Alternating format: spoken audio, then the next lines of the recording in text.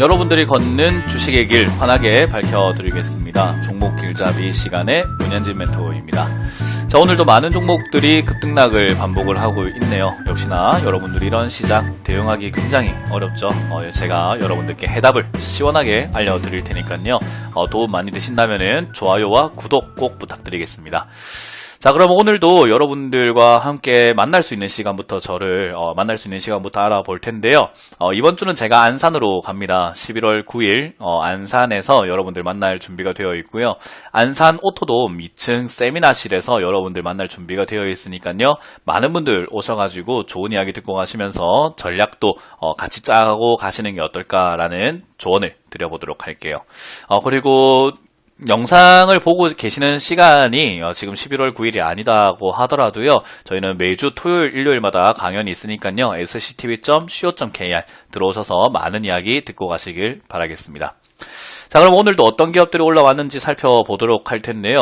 일단 SCD라는 기업부터 흥하해운까지 4종목이 상한가에 들어가 있는 게 보여집니다. 굉장히 아직까지도 뭐 중소형주라든지 그냥 잡주라고 표현을 해볼 만한 종목들이 개별 테마로 인해서 올라가는 게 보여지고, 이렇다 할 만한 좀 호재성이 있는 종목들, 또는 주도주가 될 수 있는 그런 종목들은 아직까지는 움직이지 않는 모습을 보여주는 게 이 시장의 특징인 것 같아요. 그리고 상한가 근접 종목으로는 삼성제약부터 TS인베스트먼트까지 굉장히 12종목이라고 하는 또 굉장히 많은 종목들이 들어가 있는 게 보여지고요. 그리고 상한가 이탈 종목 중에서는 UID가 30%까지 급등했다가 7%로 마무리가 된 거, 이런 종목 이렇게 잘못 잡으면 역시나 큰일 날 수 있다. 근데 UID와 같은 종목들 보면은 우리가 봤을 때 그냥 매수하기에는 매매하기에는 굉장히 어려운 자리라는 것을 알 수가 있다라는 거죠. 그래서 이 UID 차트를 잘 보시면서 관리 종목 딱지가 붙어 있거나 차트 모양이 이렇게 밑으로 굉장히 떨어져 있는 종목들은 아무리 급등하더라도 여러분들이 대응하기가 어려울 수 있으니까 조심히 대응하시고 웬만하면은 좀 더 탄탄한 종목들로 여러분들이 눈을 돌리시는 거 추천드리겠습니다. 자, 그리고 오늘 하한가 금처 종목으로도요. 굉장히 많은 종목들이 내려가 있는 게 보여집니다. 6종목이나 내려가 있고요. 넷게임즈부터 해서 게임 관련주들 최근에 힘이 좋았는데 빠지는 모습과 나노메딕스라는 종목도 급등을 하다가 결국에는 급락으로 지금 또 진행이 되는 그림이 나와주고 있네요. 자, 이제 그런 과정 속에서 오늘은 그 인스코비라는 기업을 조금 다뤄볼까 합니다. 인스코비라는 기업도 제가 상담을 꽤 오랜 시간 동안 했던 기업인 것 같아요. 인스코비에 대한 질문도 굉장히 많았었던 것 같고요. 주챔쇼라든지 주챔콜에서 인스코비 상담을 상당히 많이 해드렸던 기억이 납니다. 일단 대주주는 밀레니엄 홀딩스라는 기업이 들고 있는 게 보여지고요. 뭐 여러가지 뭐 시계 제조 판매부터 해서 바이오 관련주까지 이렇게 하고 있는 기업이기도 한데, 사실 인스코비라는 기업은 줄기세포 관련주랑 예전에 셀루메드라는 기업과 여러가지 제약 바이오 회사들하고 좀 연관이 있었던 기업이라고 보시면 될 것 같아요. 그래서 이제 그런 기업인데 최근에 이제 적자가 나고 있던 기업이 흑자로 돌아서게 되면서 약간의 가능성들이 조금 보여지게 됐고요. 이제 그런 과정 속에서 재무는 굉장히 좋지 않은 기업이 된 것은 뭐 어쩔 수 없는 현실이라고 봐야 될 것 같습니다. 자, 근데 이제 오늘은 인스코비라는 기업이 조금 달라졌네요. 바닥에서 전혀 움직임이 없고 미동이 없었는데 지금 거의 뭐 상한가로 마무리가 되는 모습까지 나왔어요.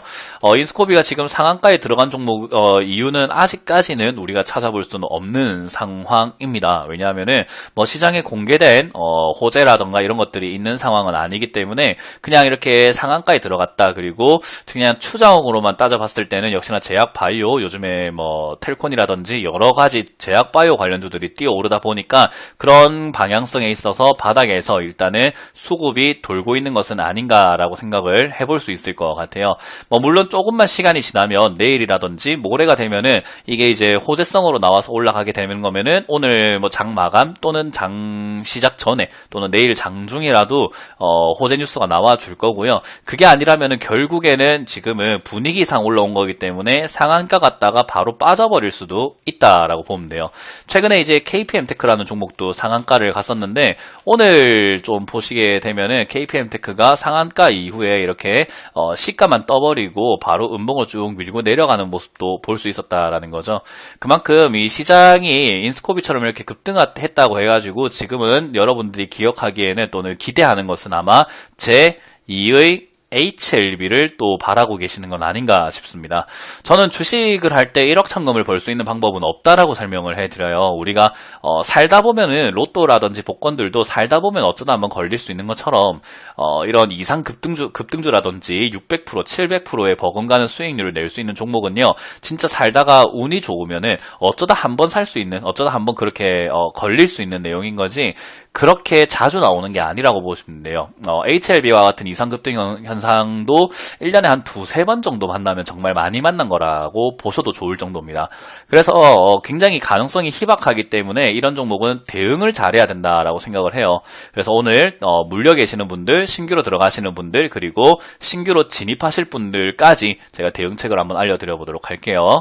일단 인스코비는 바닥은 잡았어요. 제가 보기에는 여기서 지금 이제 더 이상 크게 떨어질 것 같진 않다 생각을 하고요. 저점은 2,000원대로 잡혀있고 지금 고점대는 제가 봤을 때는 한 4,500원 선까지는 잡아도 좋지 않을까 생각이 드는 이제 박스권이라고 하는 횡보세를 만들어낼 가능성이 높다라고 보여집니다. 그래서 2,000원대부터 약간 높게 잡는다면 5,000원대까지 왔다 갔다 한다고 한다면은 역시나 매수는 2,000원에 가깝게, 매도는 5,000원에 가깝게 진행을 하시는 것이 좋다라고 생각이 들고요. 고점에 사셔가지고 물려 계시는 분들이 이제 추가 매수를 하고 싶다라고 한다면요, 저는 함부로 하셔서는 안 된다고 생각을 해요. 왜냐하면 아직까지 재료가 공개된 것도 아니고 뭔가 호재성 뉴스와 함께 올라간 것은 아니기 때문에 조금 더 지켜보시다가 조금 더 빠지게 되거나 변동이 있을 때 그때 추가 매수를 고민하시는 게 좋다 생각을 합니다. 지금 이거는 아무래도 15,000원대까지 올라간 종목이다 보니까 지금 3,755원으로 마무리가 됐다 하더라도 손실률이 굉장히 크신 분들이 많이 있을 거예요. 그래서 고점에 사신 분들, 지금 내려올 때 8,000원 이상, 6,000원 이상 때 사신 분들은 추가 매수 없이는 조금 탈출이 힘들 수도 있겠죠. 아무래도 본전 탈출을 하시려고 한다면요. 그러려면은 역시나 아까 전에 말씀드린 것처럼 매수 매도 전략은 신규로 들어가실 분 또는 신규로 들어가신 분, 그리고 기존에 가지고 계시는 분들이 똑같다라고 보면 됩니다. 2,000원에 가깝게 사시고 5,000원에 가깝게 매도하는 것은요, 지금 단기 대응 방법이기 때문에 떨어지게 되면은 3,000원 이하, 2,500원 이하에서 매수 접근을 하시는 게 좋고요. 올라오게 됐을 때는 5,000원대에서 비중을 줄여야 된다라는 거죠.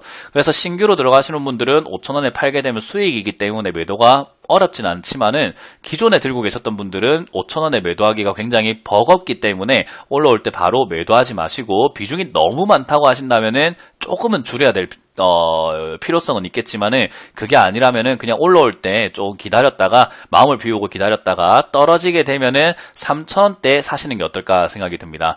물론 이제 재료가 공개되면서 뭐 급등이라든지 이상 급등 현상이 또 나오게 된다면은 조금 더 상승하면서 7,000원대까지도 상승할 수 있는 가능성은 있습니다. 뭐 재료의 크기에 따라 좀 달라지겠지만요.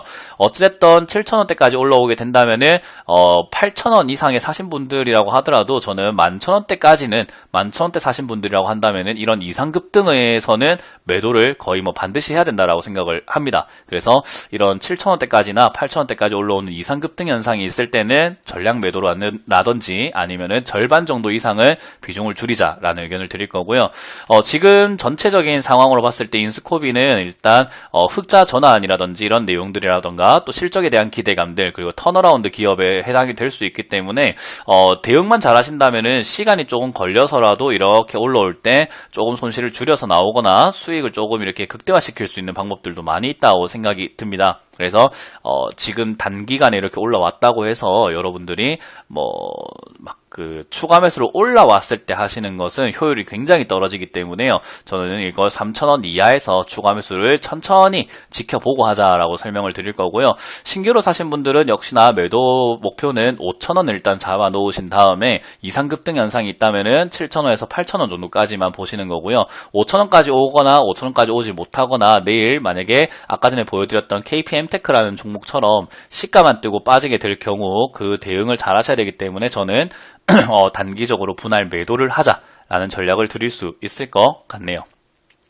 자, 그리고 신규로 들어가시려고 하시는 분들도 마찬가지로요. 지금은 이제 올라오면 올라올수록 이게 5,000원이 고점이 될 수 있기 때문에 올라오면 올라올수록 매수하기에는 부담이 됩니다. 그래서 5,000원에서 만약 이상급등이 나온다라는 신호, 뭐 5,300원이나 이렇게 올라오게 되면은 그때 약간 달리는 말에 올라타는 방법으로 매매를 하시거나 아니면은 역시나 3,000원대까지 떨어졌을 때 사신다면은 지금 인스코비는 제가 봤을 때는 어떤 호재성의 뉴스라든지 뭐 충분히 더 올라갈 가능성은 있는 종목이기 때문에 이왕이면은 3,000원대에서 또 그 이하에서 잡아 가신다면은 다음번 상승 때 조금 재미를 볼 수 있지 않을까 싶습니다.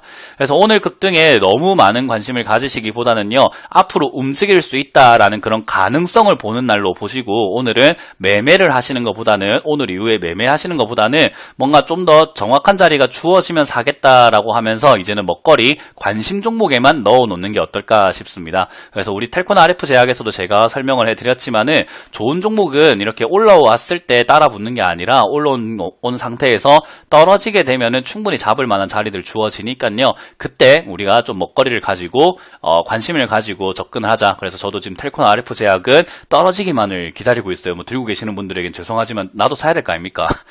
그래서 떨어지기만을 기다리고 있는 상황인 거고요. 인스코비도 마찬가지이기 때문에 이렇게 올라오면은 가능성을 보고 떨어졌을 때 좋은 매수가를 취하자라는 전략으로 마무리 지어보도록 하겠습니다. 자, 어찌됐든 들고 계셨던 분들 그래도 고생을 많이 하셨을 텐데 그래도 탈출할 수 있는 어떤 조건, 신호가 그래도 나왔기 때문에요. 이제는 막연한 기다림이 아니라 가능성이 있는 기다림이기 때문에 조금의 희망을 가지고 힘을 내셔서 탈출하시는데 최선을 다하시길 바라겠습니다. 자, 이렇게 오늘 종목 길잡이를 맞춰보도록 하고요. 지금까지 종목 길잡이의 문현진 멘토였습니다. 감사합니다.